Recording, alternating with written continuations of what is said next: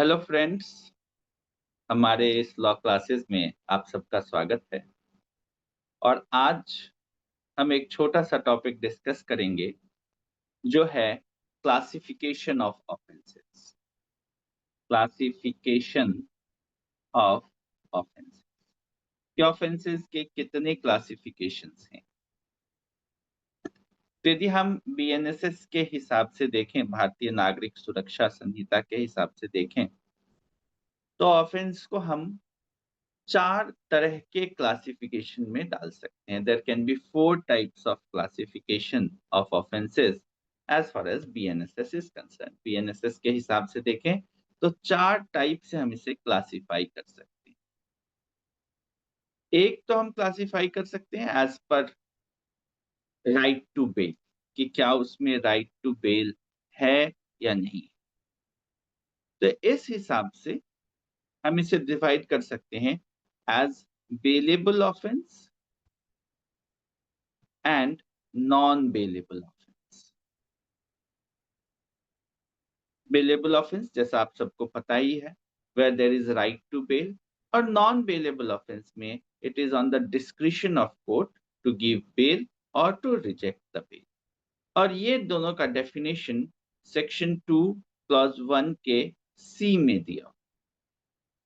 फिर एक टाइप का जो क्लासिफिकेशन हो सकता है, that can be according to the with reference to the police officer, कि क्या पुलिस अरेस्ट कर सकती है विदाउट वारंट।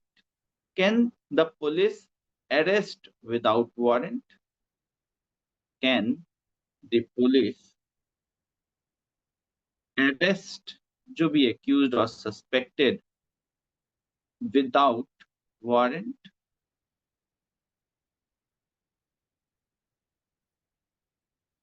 तो इस हिसाब से यदि हम देखेंगे तो ऑफेंस को हम 2 भाग में क्लासिफाई कर सकते हैं। ये वो ऑफेंस हैं जो कि कॉग्निजेबल कहलाता है, कॉग्निजेबल ऑफेंस। यदि police can arrest, yes, police can arrest the accused और सस्पेक्टेड विदाउट वारंट, तो हम उसे कहेंगे कॉग्निजेबल ऑफेंस। और इसका डेफिनेशन 2(1) के जी में दिया। और वहीं पे यदि नो आंसर, यदि इसका नो होगा कि police can not arrest, police can not arrest the accused without warrant, तो उस ऑफेंस को हम कहेंगे non cognizable offence. Non cognizable offence. और इसका डेफिनेशन दिया हुआ है 2(1) के ओ में। तो ये तो पुलिस के हिसाब से या हो गया। प्लस केस के हिसाब से हम देखें तो एक और क्लासिफिकेशन हो सकता है, एंड वो क्लासिफिकेशन है डिपेंडिंग अपॉन के उसमें ट्रायल प्रोसीजर क्या हो। What will be the trial procedure? यदि एक इलेबोरेट ट्रायल प्रोसीजर है तो हम उसे कहते हैं warrant case. Then that is called a warrant case.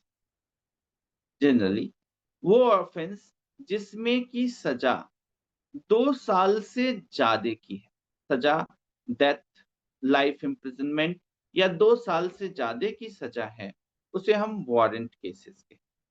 और इसका डेफिनेशन दिया हुआ है 2(1) के जेड में। और एक और ट्रायल प्रोसीजर होता है, दैट इज सम्मन केसेस।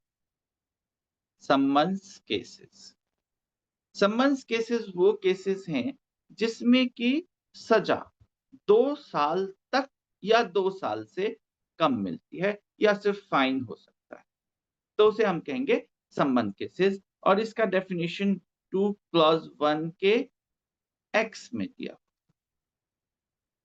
फिर एक और क्लासिफिकेशन ऑफ ऑफेंस हो सकता है डिपेंडिंग अपॉन कि क्या इसमें कॉम्प्रोमाइज या सेटलमेंट पॉसिबल है। कॉम्प्रोमाइज के हिसाब से, तो यदि कॉम्प्रोमाइज के हिसाब से हम देखें तो यहां पर हम ऑफेंस कॉम्प्रोमाइज के हिसाब से हम देखें तो ऑफेंस को दो भाग में डिवाइड कर सकते हैं। वन, जिसमें कि हो सकता है, यस इट्स पॉसिबल, और ऐसे ऑफेंस को हम कहते हैं compoundable offence. Compoundable offence.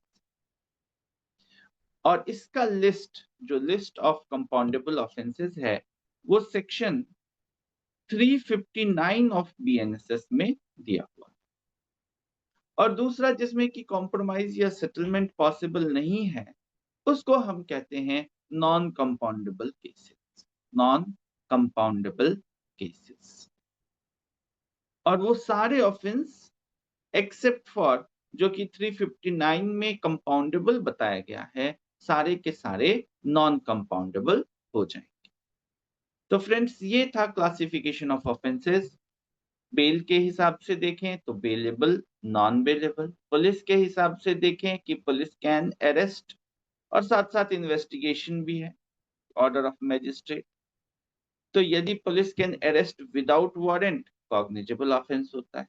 Police can not arrest without warrant, तो नॉन कॉग्निजेबल ऑफेंस होगा। ट्रायल प्रोसीजर यदि इलैबोरेट है तो वारंट केस है, और यदि स्मॉल ट्रायल प्रोसीजर है, सिंपल है, तो सम्मन केस है। 2 साल तक की सजा है तो सम्मन केस है। 2 साल या 2 साल से ज्यादा की सजा है तो वारंट केस है। और यदि कॉम्प्रोमाइज के एंगल से देखें तो कंपाउंडेबल एंड नॉन कंपाउंडेबल। वो सारा जिसमें कि कॉम्प्रोमाइज हो सकता है, कंपाउंडेबल, और वो सारा जिसमें कॉम्प्रोमाइज नहीं हो सकता है, नॉन कंपाउंडेबल। और ये दिया हुआ है सेक्शन 359 ऑफ बीएनएसएस में, लिस्ट ऑफ कंपाउंडेबल केसेस दिए। Thank you friends.